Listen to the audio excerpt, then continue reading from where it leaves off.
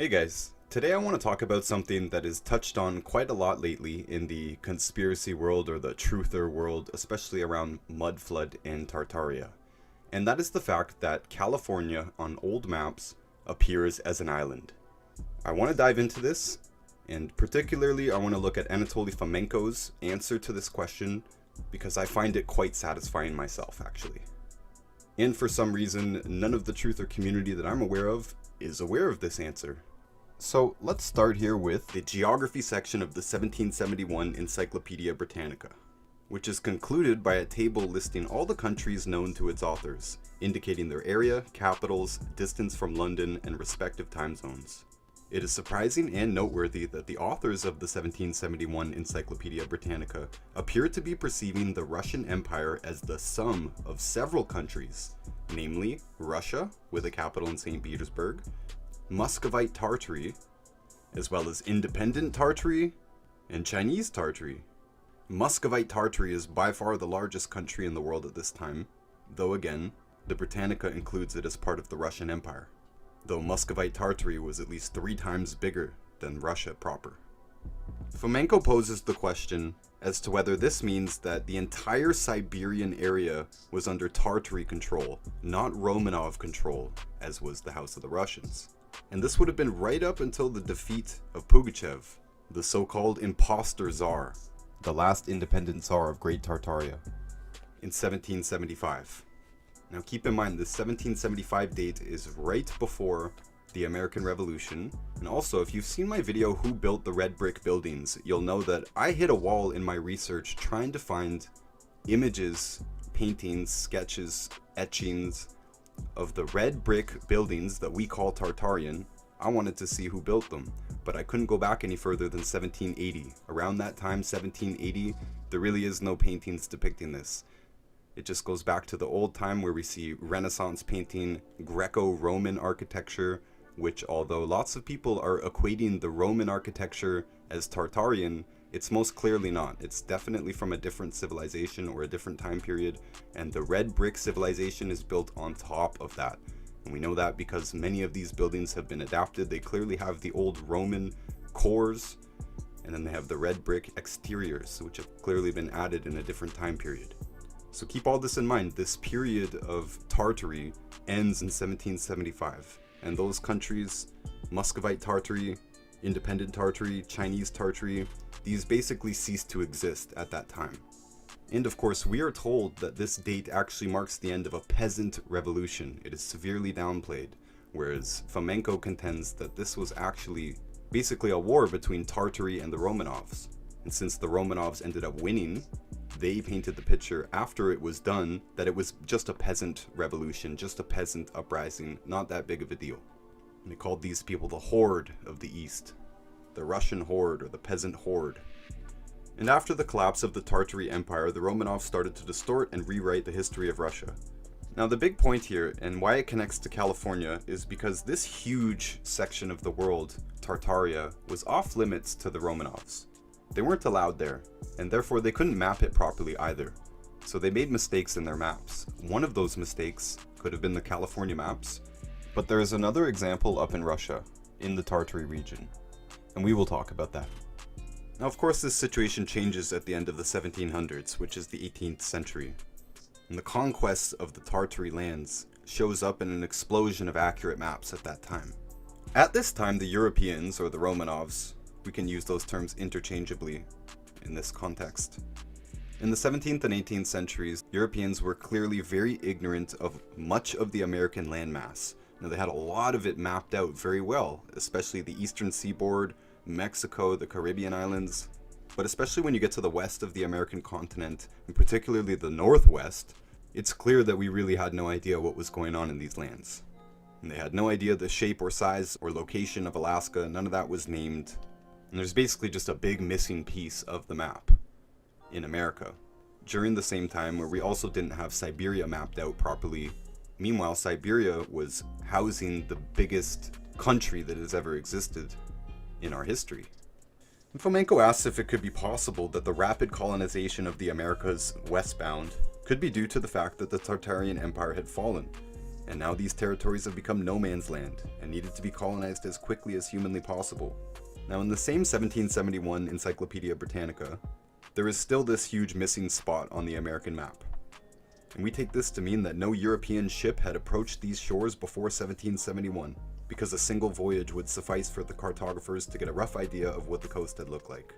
And we are told that the Romanovs owned Alaska back in the day, but had this been the case, the European maps would naturally depict the coastline of the American Northwest. Instead, we see the most peculiar parts undiscovered. Here's an English map from 1720 or later, and once again we see a large part of the North American continent drawn as a blank spot with the legend parts unknown. And California is once again an island. Same thing here in a French map from 1688. The California Peninsula is again an island. Now, a lot of truthers are taking this to mean that this was actually flooded and that California actually was an island.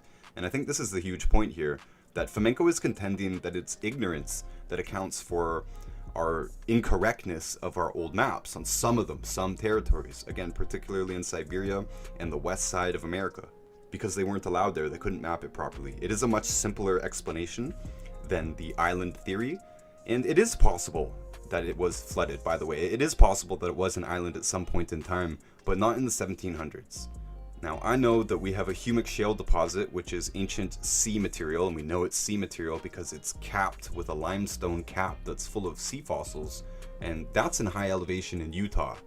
So we know that there was a flood at some point in time, but I highly doubt that this is like the mud flood type of events that we're all looking at. I think this happened way, way, way back in time. Though, I've been all around Nevada, and I haven't found any mud flood architecture at all, or any Tartarian or Greco-Roman architecture. I've not seen any in Nevada, so it's perfectly possible that the Nevada, the lowlands, could have all been flooded. But I do not think this accounts for this map. I think these maps are a result of territories that Europeans were not allowed to go into. And think about it, look at these maps and look how California is an island, and look at the areas surrounding California as a total blank spot. Why do we know this island so well, but we don't know what's exactly north of it? I think it's because the island itself was a guess, because it does look like an island when you're approaching it from the Baja side in Mexico. A couple more examples here. There's another French map that dates from 1656 at the earliest. The same error is there. California is drawn as an island. The entire American Northwest is a blank spot. As well as here, another French map from 1634. California still an island. The American Northwest still blank. And it goes on and on. Fomenko makes the conclusion that the western part of the North American continent, before the war with the last independent Tsar of Muscovite Tartary, Pugachev, in 1773 to 1775, all of that had belonged to Tartary, and Europeans were not allowed there. Now, if you've been following some of my other videos, you might know that we connect the Mongolian Empire to Tartaria, basically saying it's another word for the same thing. It's part of the distortion of history as it ended up getting written. So the Mongols are also interchangeable with the Khans. Khan and Caliph and Tsar are all essentially the same thing, some form of great leader. And it is possible, in Fomenko's opinion, that California could literally be the land of the Caliph, the land of the Khan, and therefore off limits to enemies of Tartaria. And this Tartarian empire would also have included Japan. And we must remember that the Europeans and Americans had only managed to force their entry to Japan at the end of the 19th century. And our maps of Japan were also inaccurate.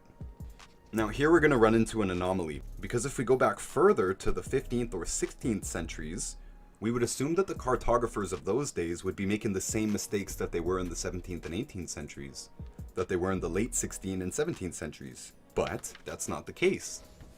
Maps attributed to this era, like this one here dating from 1579, show North America drawn much more accurately than what we saw 100 years later. And California is a peninsula correctly instead of an island. And it also turns out that famous maps, such as those by Mercator, dating allegedly from the 16th century, do also depict North America perfectly well. So apparently, we knew the correct shape of North America, and then we forgot it for a couple of hundred years and then we got it back. And this could also discount the island theory even further, because if we knew it was not an island a couple hundred years before those island maps, then it wouldn't have been an island. But Fomenko contends that many of these maps attributed to these earlier centuries, the 15th and 16th centuries, that most of them are actually more modern and they were just attributed to those later ages, much like much of what we find in the revised chronology theory. And by the way, not only are they showing California correctly, but they're also showing the Bering Strait correctly. And that's very important. But Fomenko believes it to be perfectly clear that the excellent maps of the alleged 15th and 16th century are actually forgeries made in the 19th century. And that's right, the 1800s. And now let's consider the maps of the 18th century Siberia. Now the entire Siberia east of the Ural is called Great Tartary, which was a gigantic state. Now here is a German map from Nuremberg, published in 1786. We see the name of Russia, Russland, curved in such a manner that it does not reach beyond the Ural Mountains, although it may well have been more straight, which would have been more natural if Siberia belonged to the Romanovs. However, Siberia is divided into two large states. So here we have an island in Siberia called Novaya, which was depicted correctly on earlier maps as an island and incorrectly on some of the later ones as a peninsula, basically the opposite of the California situation. When the Romanovs finally obtained access to Siberia, they got the opportunity of correcting the old geographical maps that they had inherited from the 14th to 16th century epoch of the Horde.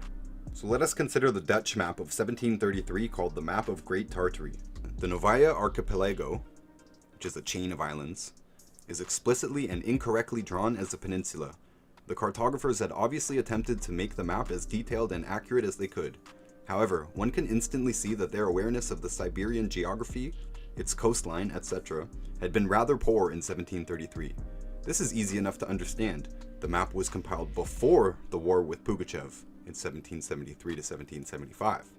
Again, the 1771 Encyclopedia Britannica had just as vague an idea of the Novaya geography. Now, since the Britannica map is quite small, it is impossible to know for sure whether the Novaya is drawn as an island or a peninsula. But it is clear that the authors had a very unclear concept of the region's real geography. And of course, this map in 1771 also predates the final war with Tartaria ending in 1775. Here's another map from 1730 showing the Novaya, again falsely drawn as a peninsula. And once again, the Mercator maps of this region, which supposedly predate those other 1700s maps, allegedly in 1640s when Mercator was mapping this area. And yet he depicts it accurately, which is another piece of evidence that those Mercator maps and other similar ones that are said to be older than the 16th century, older than the 17th century, they're probably not. They're probably more recent forgeries. This is the explanation for the strange trait in Scaligerian chronology that the older maps tend to be more accurate. And so it's a much easier explanation to say that those are not actually older maps. And by the way, if you don't know what we're talking about with Scaligerian chronology, I do recommend two videos that I've made on this subject so far. Did Ancient Greece Exist? And then a summary of Fomenko's first book in this series, History, Fiction, or Science, which is also where this information comes from. It's just another book in that series. And anyways, Fomenko is saying here that cartographers did not forget what the world looked like. Our cartography did indeed evolve. And it is only by some fraud or forgery that we think that certain maps are older than they should be, and that's what scrambles the data around those supposedly old maps. So all we have to do is take those away, and then the timeline now makes sense again. Also, by the way, on this west part of America not being conquered, who do they tell us was here first? Mongoloid natives. They say they came across the Bering Strait, although they say it was thousands of years ago. What does Mongoloid mean? It means Mongolian, Asian, Khan, Tartary. These are all the same things. They're basically already telling us in our mainstream history that the Native Americans are Tartars, or Mongols. Anyways guys, there is a lot more interesting things in this book, and I do recommend it. I recommend this entire series of Fomenko. I have only read these two so far, and I've got a few more to get through. I will be making more videos on the subject, so definitely subscribe and stay tuned for more of that on the revised chronology topic and Mudflood and Tartaria and all that.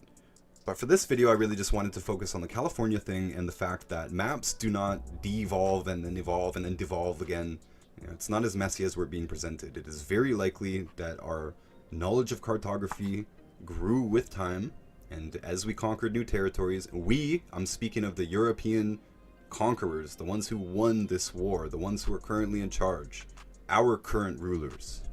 As those people conquered Tartaria, they gained more access to new lands, and their maps evolved as a consequence, and they just shuffled some of that back in time, and it complicated matters. That's it, and that's what this video was all about. I know there are a lot of people who really want to believe that the old maps showing California as an island are correct, But all you have to do is look at the rest of that map and you can see very clearly we did not know what the American Northwest looked like. We did not know what Alaska looked like. We did not know what the Bering Strait looked like. We did not know what Japan looked like. We did not know what Siberia or Tartaria actually looked like. So it doesn't make sense to assume that we knew that California was an island, clear cut, but we did not understand the lands directly adjacent to it. That doesn't make sense. The California island thing was a guess, just like the Novaya Peninsula was a guess, and they were both wrong. So that's about it for today, guys. Definitely get yourself a copy of this book. Look into Fomenko. Way too many people are speculating things about mud flood and false history, whereas Fomenko is probably the most well-researched living human being on this, and he has been writing extensively on this subject for over 40 years. Definitely worth checking him out. He's way ahead of most of us. But for today, guys, that's all I've got. I appreciate you. Until next time. And make sure to check out my channel for many other videos on a whole array of subjects, and my other channels are all in the description of this video. I'm very excited to announce my newest book, Everything the Government Does is Bad for Us, and you can get the paperback on Amazon for just $9.99, and you can find the video read-along version or the audiobook on my website, noticebooks.org. And definitely check out my book, Fake Diseases. It covers all of the major topics that come up, like birth defects, blood sugar problems, bone and joint problems, cancer, autoimmune problems, and more. And it's on Amazon for just $9.99. And the audiobook read-along version is free here on YouTube, and the link for that is in the description of this video. And all of my books, audiobooks, and links are available on my website, noticebooks.org. If you didn't know, I do have a lot of reviews on my Instagram, @RyanAlexander, and my website, noticebooks.org. And if you want to see what is apparently my most controversial video that was banned from YouTube and BitChute, you can go to wagthedogtheory.com and view the whole uncensored version of the video. And I recommend downloading it if it is still there.